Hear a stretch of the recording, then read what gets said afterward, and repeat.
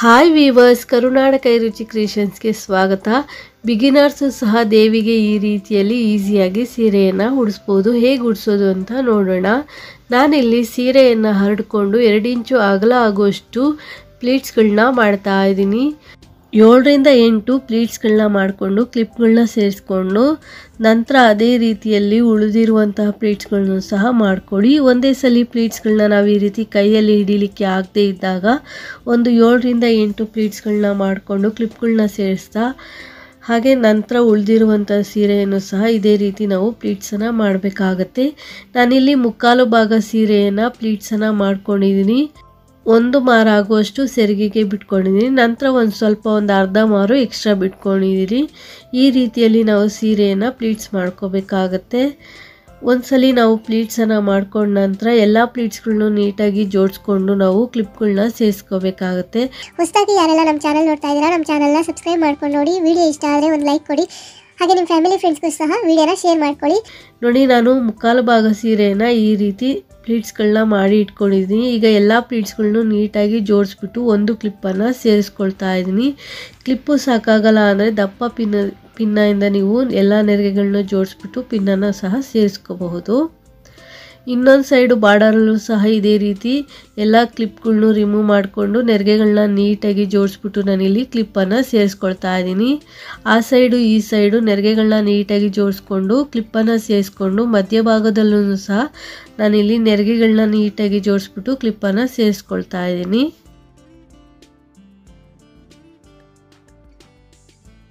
ಒಂದ್ಸಲಿ ನೆರಿಗೆಯನ್ನು ಮಾಡ್ಕೊಂಡ ನಂತರ ಮಧ್ಯಭಾಗಕ್ಕೆ ಫೋಲ್ಡ್ ಮಾಡಿ ಎತ್ತಿಟ್ಕೊಂಡು ನಂತರ ಸೆರಗನ್ನು ನಾನೀಗ ಪ್ಲೀಟ್ಸನ್ನು ಮಾಡ್ಕೊಳ್ತೀನಿ. ಸೆರಗನ್ನು ಹೇಗೆ ಪ್ಲೀಟ್ಸ್ ಮಾಡೋದು ಅಂತ ನೋಡೋಣ.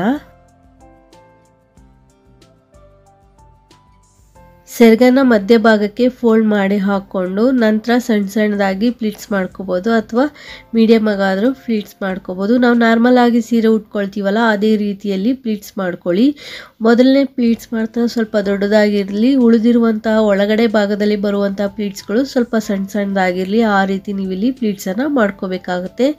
3ರಿಂದ 4 ಪ್ಲೀಟ್ಸನ್ನು ಮಾಡಿಕೊಂಡ್ರೆ ಸಾಕಾಗುತ್ತೆ. ನಾನಿಲ್ಲಿ ಮೀಡಿಯಮ್ ಸೈಜಲ್ಲಿ ಸ್ವಲ್ಪ ಸಣ್ಣದಾಗೆ, ಅಂದರೆ ತುಂಬ ಸಣ್ಣ ಅಲ್ಲ, ಸ್ವಲ್ಪ ಸಣ್ಣದಾಗೇ ನಾನಿಲ್ಲಿ ಒಂದು 5 ಪ್ಲೀಟ್ಸನ್ನು ಮಾಡ್ಕೊಂಡಿದ್ದೀನಿ.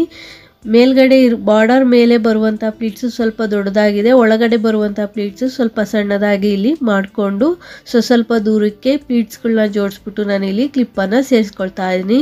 ಮೊದಲಿಗೆ ಸೆರಗಿನ ತುದಿಗೆ ಒಂದು ಕ್ಲಿಪ್ಪನ್ನು ಹಾಕಿ ನಂತರ ಸ್ವಲ್ಪ ದೂರಕ್ಕೆ ನೀವು ನೆರಿಗೆಗಳನ್ನೆಲ್ಲ ಜೋಡಿಸ್ಬಿಟ್ಟು ಕ್ಲಿಪ್ಗಳನ್ನ ಸೇರಿಸ್ತಾ ಹೋಗಬೇಕಾಗುತ್ತೆ. 1-1.5 ಮಾರು ನೀವಿಲ್ಲಿ ಈ ರೀತಿ ಪ್ಲೀಟ್ಸನ್ನು ಮಾಡಿಕೊಂಡ್ರೆ ಸಾಕಾಗುತ್ತೆ. ನಾನಿಲ್ಲಿ ಸೆರಗನ್ನು 1 ಮಾರು ಆಗುವಷ್ಟು ಪ್ಲೀಟ್ಸನ್ನು ಮಾಡ್ಕೊಂಡಿದ್ದೀನಿ. ಇನ್ನೊಂದು ಅರ್ಧ ಮಾರು ಹಾಗೆ ಬಿಟ್ಕೊಂಡಿದ್ದೀನಿ. ಸೀರೆ ಬ್ಯಾಕ್ ಸೈಡ್ಗೆ ಹರಡಲಿಕ್ಕೆ ಈಸಿ ಆಗುತ್ತೆ ಅಂತ ಹೇಳಿ ಉಳಿದಿರುವಂಥದ್ದನ್ನು ನಾನಿಲ್ಲಿ ಮುಕ್ಕಾಲು ಭಾಗ ಸೀರೆಯನ್ನು ಪ್ಲೀಟ್ಸ್ ಮಾಡಿ ಇಟ್ಕೊಂಡಿದ್ದೀನಿ. ನೋಡಿ, ಈ ರೀತಿ ಪ್ಲೀಟ್ಸ್ ಮಾಡಿಕೊಂಡು ಸ್ವಲ್ಪ ದೂರಕ್ಕೆ ಕ್ಲಿಪ್ಪನ್ನು ಸೇರಿಸ್ಕೊಂಡ್ರೆ ಸಾಕಾಗುತ್ತೆ. ಸ್ವಲ್ಪ ಅಂದರೆ ಒಂದು ಅರ್ಧ ಮಾರಷ್ಟು ಸೀರೆ ಹಾಗೆ ಬಿಟ್ಕೊಂಡಿದ್ದೀನಿ. 1 ಮಾರು ಸೆರಗಿದೆ. ಈಗ ದೇವಿಗೆ ಸೀರೆಯನ್ನು ಹೇಗೆ ಉಡಿಸೋದು ಅಂತ ನೋಡೋಣ. ಒಂದು ಸಲ ಸೀರೆಯನ್ನು ನಾವು ಈ ರೀತಿ ಪ್ಲೀಟ್ಸ್ ಮಾಡಿ ಇಟ್ಕೊಂಡ್ರೆ ಹಬ್ಬದ ದಿನ ದೇವಿಗೆ ಸೀರೆ ಉಡಿಸೋದು ಈಸಿ ಅಂತಲೇ ಹೇಳ್ಬೋದು. ಒಂದು ಟೇಬಲ್ ಮೇಲೆ ಒಂದು ಮಣೆ ಇಟ್ಕೊಂಡಿದ್ದೀನಿ. ಮಣೆ ಮೇಲೆ ಒಂದು ತಟ್ಟೆಯಲ್ಲಿ ಅಕ್ಕಿ ಹಾಕಿ ಅಕ್ಕಿ ಮೇಲೆ ಒಂದು ಬಿಂದಿಗೆ ಇಟ್ಕೊಂಡಿದ್ದೀನಿ.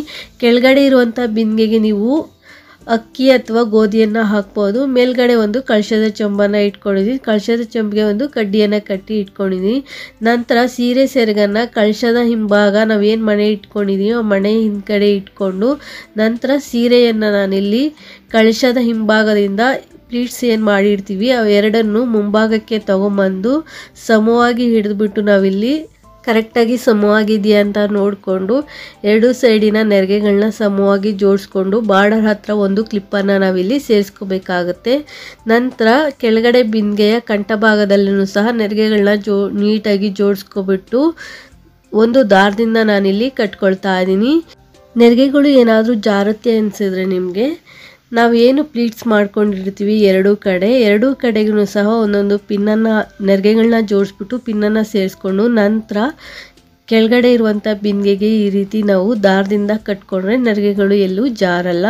ದಾರದಿಂದ ಕಟ್ಕೊಂಡ ನಂತರ ಮಧ್ಯದಲ್ಲಿ ಇರುವಂತಹ ಒಂದೊಂದು ಪ್ಲೀಟ್ಸನ್ನು ಹಿಡಿದ್ಬಿಟ್ಟು ನೀವಿಲ್ಲಿ ಬಟ್ಟೆ ಪಿನ್ನು ಅಥವಾ ಗುಂಟು ಪಿನ್ನನ್ನು ಸೇರಿಸ್ಬಿಟ್ಟು 2 ನೆರಿಗೆಯನ್ನು ನಾವಿಲ್ಲಿ ಜೋಡಿಸ್ಕೋಬೇಕಾಗುತ್ತೆ. ಮಧ್ಯಭಾಗದಲ್ಲಿರುವಂಥ ಒಂದೊಂದು ನೆರಿಗೆಗಳನ್ನ ಜೋಡಿಸ್ಕೊಂಡ ನಂತರ ನಾನಿಲ್ಲಿ ಕಳಶದ ಚಂಬಿಗೆ ಬ್ಲೌಸ್ ಪೀಸಿಂದ ಕವರ್ ಮಾಡ್ಕೊಳ್ತಾ ಇದ್ದೀನಿ. ಕಳಶದ ಚಂಬು ಎಷ್ಟು ಅಗಲ ಬರುತ್ತೆ ಅಂತ ನೋಡಿಕೊಂಡು ನೀವು ಬ್ಲೌಸ್ ಪೀಸನ್ನು ಫೋಲ್ಡ್ ಮಾಡಿ ಈ ರೀತಿ ಬ್ಲೌಸ್ ಪೀಸನ್ನು ಹಾಕಿ ಸಮವಾಗಿ ಹಿಡಿದ್ಬಿಟ್ಟು ಅಲ್ಲಿ ಬ್ಯಾಕ್ ಸೈಡಲ್ಲಿ ಒಂದು ಬಟ್ಟೆಯ ಪಿನ್ನನ್ನು ಸೇರಿಸ್ಕೊಳ್ಳಿ. ನಂತರ ಕೈಯನ್ನು ನಾವು ಏನು ಕಡ್ಡಿ ಕಟ್ಟಿರ್ತೀವಿ ಆ ಕಡ್ಡಿಯ ಮೇಲೆ ನೀಟಾಗಿ ಒಂದು ದಾರದಿಂದ ಕಟ್ಕೋಬೇಕಾಗತ್ತೆ. ಈ ರೀತಿ ಟೈಟಾಗಿ ಒಂದು ದಾರದಿಂದ ಕಟ್ಕೊಂಡು ನಂತರ ಎಕ್ಸ್ಟ್ರಾ ಬ್ಲೌಸ್ ಪೀಸ್ ಅನ್ನೋದು ಇರುತ್ತಲ್ವ ಆ ಬ್ಲೌಸ್ ಪೀಸಿನ ತುದಿಗಳನ್ನ ಹಿಡಿದ್ಬಿಟ್ಟು ದೇವಿಯ ಕೈಗಳಿಗೆ ನಾವಿಲ್ಲಿ ಕವರ್ ಮಾಡ್ಕೋಬೇಕಾಗತ್ತೆ. ಅಂದರೆ ದೇವಿಗೆ ನಾವು ಬ್ಲೌಸ್ ಹಾಕಿರೋ ರೀತಿಯಲ್ಲಿ ಕಾಣಿಸ್ಬೇಕು. ಆ ರೀತಿ ಒಂದು ಸುತ್ತನ್ನು ತೆಗೆದುಕೊಂಡು ಬಂದು ಆ ಮಧ್ಯದಲ್ಲಿ ನಾವು ಮತ್ತೆ ಇನ್ನೊಂದು ಪಿನ್ನಿಂದ ನಾವಲ್ಲಿ ಸೆಕ್ಯೂರ್ ಮಾಡ್ಕೋಬೇಕು. ಬಟ್ಟೆ ಪಿನ್ನಿಂದ ನಾವಿಲ್ಲಿ ಒಂದು ರೌಂಡನ್ನು ತೊಗೊಂಬಂದು ಬ್ಲೌಸ್ ಪೀಸನ್ನು ಒಂದು ಪಿನ್ ಹಾಕಿ ಸೆಕ್ಯೂರ್ ಮಾಡ್ಕೋಬೇಕು.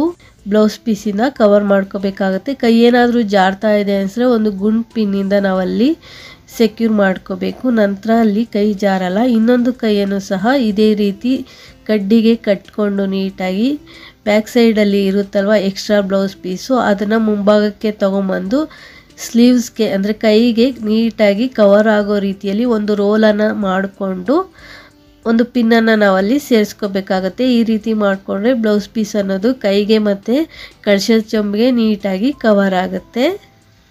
ನೋಡ್ತಾ ಇರ್ಬೋದು ನಾನು ಈ ರೀತಿಯಾಗಿ ಪಿನ್ನನ್ನು ಸೇರಿಸ್ಕೊಂಡಿದ್ದೀನಿ.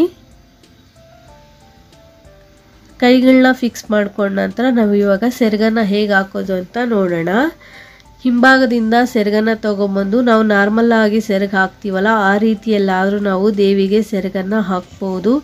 ಈ ರೀತಿ ಸೆರಗನ್ನು ಹಾಕ್ಬಿಟ್ಟು ನಂತರ ನಾವು ಬೇಕಾದರೆ ಅದೇ ಸೆರಗನ್ನು ಮುಂಭಾಗದಲ್ಲೂ ಹಾಕ್ಬಿಟ್ಟು ಎಕ್ಸ್ ಶೇಪಲ್ಲೂ ಸಹ ನಾವು ದೇವಿಗೆ ಸೆರಗನ್ನು ಹಾಕ್ಕೋಬಹುದು.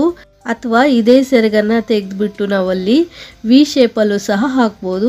ಬ್ಯಾಕ್ ಸೈಡಿಂದ ಸೆರಗನ್ನು ತೊಗೊಂಬಂದು ಇನ್ನೊಂದು ಭುಜದ ಮೇಲೆ ಅಂದರೆ ನಾವು ಏನು ಕಡ್ಡಿ ಕಟ್ಟಿರ್ತೀವಿ ಆ ಕಡ್ಡಿಯ ಮೇಲೆ ಹಾಕಿ ಈ ರೀತಿ ಫೋಲ್ಡ್ ಮಾಡಿಕೊಂಡಾಗ ಅದು ವಿ ಶೇಪಲ್ಲಿ ಕಾಣಿಸುತ್ತೆ. ಅಥವಾ ನಾರ್ಮಲ್ ಆಗಿ ನಾವು ದುಪ್ಪಟ್ಟ ಹಾಕ್ಕೊಂಡಾಗ ಹಾಕ್ಕೊಳ್ತೀವಲ್ಲ ಆ ರೀತಿಯಲ್ಲೂ ಸಹ ಹಾಕ್ಕೋಬೋದು. ನಾನಿಲ್ಲಿ ನಾವು ದುಪ್ಪಟ್ಟ ಹಾಕ್ಕೊಳ್ತೀವಲ್ಲ ಆ ರೀತಿಯಲ್ಲಿ ಸೆರಗನ್ನು ಹಾಕ್ಬಿಟ್ಟು ಅಲ್ಲಿ ದೇವಿಯ ಭುಜದ ಮೇಲೆ ಇರುವಂಥ ಕ್ಲಿಪ್ಗಳನ್ನೆಲ್ಲ ರಿಮೂವ್ ಮಾಡಿಕೊಂಡು ನೆರಿಗೆಗಳನ್ನ ಸ್ವಲ್ಪ ಸ್ಪ್ರೆಡ್ ಮಾಡ್ಕೊಳ್ತಾ ಇದ್ದೀನಿ. ಒಂದು ನೆರಿಗೆಯ ಪಕ್ಕ ಇನ್ನೊಂದು ನೆರಿಗೆ ಬರೋ ರೀತಿಯಲ್ಲಿ ಮಾಡಿಕೊಂಡು ಕೆಳಗಡೆ ಒಂದು ಸ್ವಲ್ಪ ವಿ ಶೇಪಲ್ಲಿ ಮಾಡ್ಕೊಳ್ತಾ ಇದ್ದೀನಿ. ಮಾಡಿಕೊಂಡು ದೇವಿಯ ಸೊಂಟಕ್ಕೆ ಸಮವಾಗಿ ಬರೋ ರೀತಿಯಲ್ಲಿ ಮಾಡಿಕೊಂಡು ನಾನಲ್ಲಿ ಏನು ಮಾಡ್ತಾ ಇದ್ದೀನಿ ಫೋಲ್ಡ್ ಮಾಡಿ ಬ್ಯಾಕ್ ಸೈಡಿಂದ ಒಂದು ಪಿನ್ನನ್ನು ಸೇರಿಸ್ಕೊಳ್ತಾ ಇದ್ದೀನಿ. ಅದು ಎತ್ಕೊಳ್ಳದೆ ಇರಲಿ ಅಂತ ಹೇಳ್ಬಿಟ್ಟು ನಾನಿಲ್ಲಿ ನೆರಿಗೆಗಳು ಮತ್ತು ಬ್ಯಾಕ್ ಸೈಡು ನಾವೇನು ಫೋಲ್ಡ್ ಮಾಡ್ಕೊಂಡಿದ್ದೀವಿ ಅದನ್ನು ಸೇರಿಸ್ಬಿಟ್ಟು ನಾನಿಲ್ಲಿ ಪಿನ್ನನ್ನು ಸೇರಿಸ್ಕೊಳ್ತಾ ಇದ್ದೀನಿ. ಈ ರೀತಿ ಮಾಡೋದ್ರಿಂದ ನೆರಿಗೆಗಳನ್ನೋದು ಎಲ್ಲೂ ಎತ್ಕೊಳ್ಳಲ್ಲ.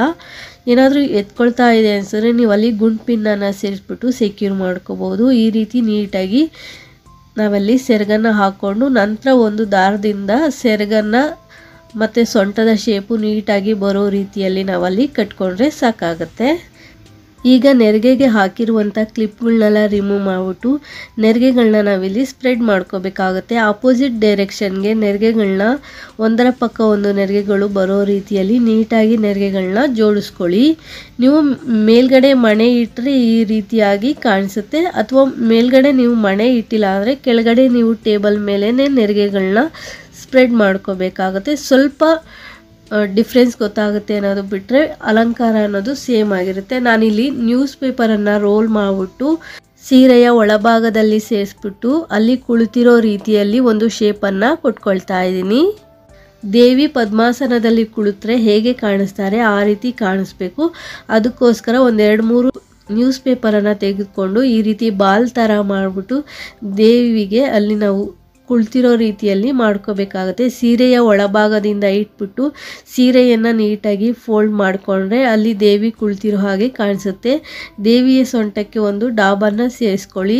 ಸೊ ನಾನಿಲ್ಲಿ ಹಾಕಿರುವಂಥ ಪೇಪರ್ ಬಾಲ್ ಅನ್ನೋದು ನೀಟಾಗಿ ಶೇಪಲ್ಲಿ ಕುತ್ಕೊಂಡಿಲ್ಲ. ಅದಕ್ಕೋಸ್ಕರ ನಾನು ಅಲ್ಲಿ ಸರಿ ಮಾಡ್ಕೊಳ್ತಾ ಇದ್ದೀನಿ. ದೇವಿ ಪದ್ಮಾಸನದಲ್ಲಿ ಕುಳಿತಿರೋ ರೀತಿ ಕಾಣಿಸ್ಬೇಕು, ಆ ರೀತಿ ಮಾಡ್ಕೊಳ್ಳಿ.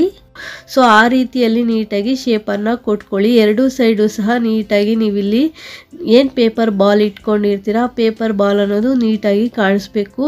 ಸೊ ಫ್ರಂಟಿಂದ ಒಂದ್ಸಲಿ ನಿಂತ್ಕೊಂಡು ನೀವು ನೋಡಿ, ಅಥವಾ ಯಾರಾದರೂ ಗೈಡ್ ಮಾಡೋರಿದ್ದರೆ ಅವ್ರ ಹತ್ರ ನೀಟಾಗಿ ಕೇಳ್ಕೊಳ್ಳಿ, ಕರೆಕ್ಟಾಗಿ ದೇವಿ ಕುಳಿತಿರೋ ರೀತಿಯಲ್ಲಿ ಕಾಣಿಸ್ತಿದ್ಯಾ ಅಂತ. ಆ ಥರ ನೋಡಿಕೊಂಡು ನೀವಲ್ಲಿ ನೀಟಾಗಿ ಶೇಪನ್ನು ಕೊಟ್ಕೋಬೇಕಾಗತ್ತೆ. ಈ ರೀತಿ ಕೊಟ್ಕೊಂಡು ಮತ್ತೊಮ್ಮೆ ನೆರಿಗೆಗಳನ್ನೆಲ್ಲ ನೀಟಾಗಿ ಸ್ಪ್ರೆಡ್ ಮಾಡ್ಕೊಳ್ಳಿ. ಸ್ಪ್ರೆಡ್ ಮಾಡಿಕೊಂಡು ನಂತರ ನಿಮ್ಮ ಹತ್ರ ಇರುವಂಥ ಒಡವೆಗಳಿಂದ ದೇವಿಯನ್ನು ಅಲಂಕರಿಸಿ. ಈ ರೀತಿ ಒಡವೆಗಳನ್ನೆಲ್ಲ ಹಾಕಿ ದೇವಿಯನ್ನು ನೀವು ಅಲಂಕರಿಸಬೇಕಾಗತ್ತೆ. ಹಾಗೆ ದೇವಿಗೆ ಜಡಬಿಲ್ಲೆಯನ್ನು ಸಹ ಏರಿಸಿ ಹೂಗಳಿಂದ ದೇವಿಯನ್ನು ಅಲಂಕರಿಸಿ. ನಿಮ್ಮ ಶಾಸ್ತ್ರದ ಪ್ರಕಾರ ಕಳಶಕ್ಕೆ ನೀರು, ಅಕ್ಕಿ ಏನನ್ನು ಹಾಕ್ತೀರಾ ಅದನ್ನು ಮೇಲ್ಗಡೆ ಇರುವಂಥ ಬಿಂದಿಗೆ ಅಥವಾ ಕಳಶದ ಚೆಂಬಿಗೆ ಹಾಕಿ, ನಂತರ ತೆಂಗಿನಕಾಯಿಯನ್ನು ಅಂದರೆ ವೀಳ್ಯದೆಲೆ ಮಾವಿನ ಎಲೆಯನ್ನು ಇಟ್ಟು ತೆಂಗಿನಕಾಯಿ ಇಟ್ಟು ದೇವಿಗೆ ಮುಖಪದ್ಮವನ್ನು ಹಾಕಿ ಹೂಗಳಿಂದ ದೇವಿಯನ್ನು ಅಲಂಕರಿಸಿ. ಪೂರ್ತಿಯಾದ ಅಲಂಕಾರ ಆದ ನಂತರ ನೀವಿಲ್ಲಿ ನೋಡ್ತಾ ಇರ್ಬೋದು ದೇವಿ ಪದ್ಮಾಸನದಲ್ಲಿ ಕುಳಿತಿರುವಂತಹ ಅಲಂಕಾರ. ಈ ಅಲಂಕಾರದ ವಿಡಿಯೋ ನಿಮಗೇನಾದರೂ ಇಷ್ಟ ಆಯಿತು ಅಂದರೆ ಒಂದು ಲೈಕ್ ಕೊಡಿ. ಹೊಸದಾಗಿ ಯಾರೆಲ್ಲ ನಮ್ಮ ಚಾನಲ್ ನೋಡ್ತಾ ಇದ್ದೀರಾ ನಮ್ಮ ಚಾನಲ್ನ ಸಬ್ಸ್ಕ್ರೈಬ್ ಮಾಡ್ಕೊಂಡು ನೋಡಿ. ಹಾಗೆ ನಿಮ್ಮ ಫ್ಯಾಮಿಲಿ ಫ್ರೆಂಡ್ಸ್ಗೂ ಸಹ ವಿಡಿಯೋನ ಶೇರ್ ಮಾಡ್ಕೊಳ್ಳಿ.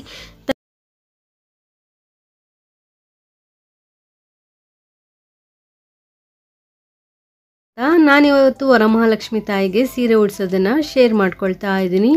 ನಾನಿಲ್ಲಿ ತೋರಿಸ್ತಾ ಇದ್ದೀನಲ್ಲ, ಈ ರೀತಿ ಸೀರೆ ತೊಗೊಂಡ್ರೆ ಈ ರೀತಿ ಅಲಂಕಾರಕ್ಕೆ ಚೆನ್ನಾಗಿರುತ್ತೆ. ಬಟ್ ಇವಾಗ ತೋರಿಸ್ತಾ ಇದ್ದೀನಲ್ಲ ಪಿಂಕ್ ಕಲರ್ ಸ್ಯಾರಿ, ಅದ್ರ ಒಳಗಡೆ ಭಾಗ ಥ್ರೆಡ್ ಅನ್ನೋದು ಕಾಣಿಸುತ್ತೆ. ಅಥವಾ ಈ ರೀತಿ ಸ್ಯಾರಿ ತೊಗೊಂಡ್ರೆ ಬಾರ್ಡರ್ ಒಳಭಾಗದಲ್ಲಿ ಒಂದು ಕಲರು ಹೊರಭಾಗದಲ್ಲಿ ಒಂದು ಕಲರ್ ಬರುತ್ತೆ. ಆ ರೀತಿ ಸೀರೆ ಆದರೆ ಈ ಅಲಂಕಾರಕ್ಕೆ ಚೆನ್ನಾಗಿರಲ್ಲ. ಬಟ್ ನಾನಿವಾಗ ಉಡಿಸ್ತಾ ಇದ್ದೀನಲ್ಲ, ಈ ರೀತಿ ಅಲಂಕಾರ ಮಾಡಲಿಕ್ಕೆ ನಾನು ತೊಗೊಂಡಿರೋ ಥರದ ಸೀರೆಗಳು ನಿಮ್ಮ ಹತ್ರ ಇದ್ದರೆ ಆ ರೀತಿಯಲ್ಲಿ ಅಲಂಕಾರನ ನಾವು ಬೇಗನೆ ಈಸಿಯಾಗಿ ಮಾಡ್ಕೋಬಹುದು.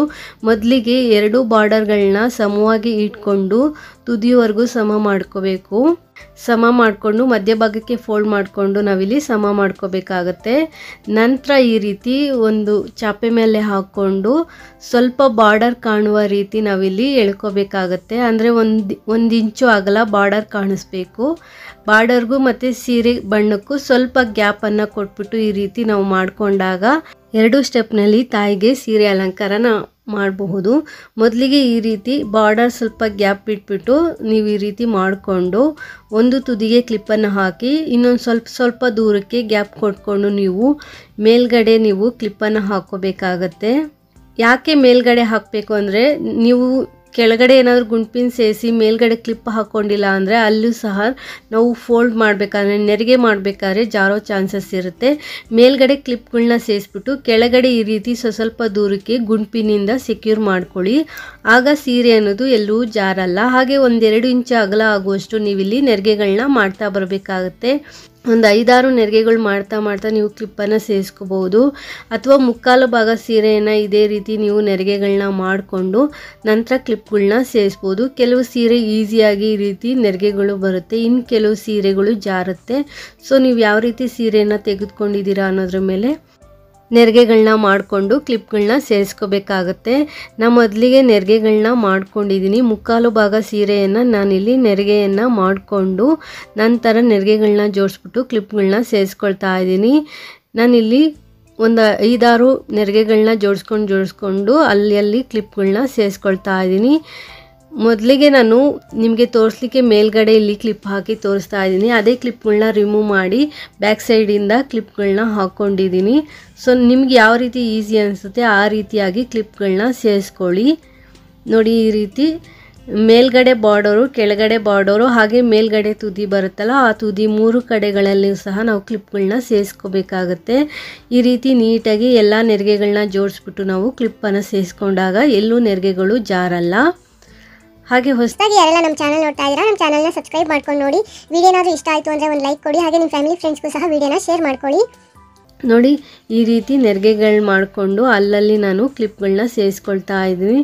ಇದೇ ಕ್ಲಿಪ್ಗಳನ್ನ ರಿಮೂವ್ ಮಾಡಿಲ್ಲಿ ನಾನು ಬ್ಯಾಕ್ ಸೈಡಿಂದ ಸೇರಿಸ್ಕೊಂಡಿದ್ದೀನಿ ನೆರಿಗೆಗಳಿಗೆ.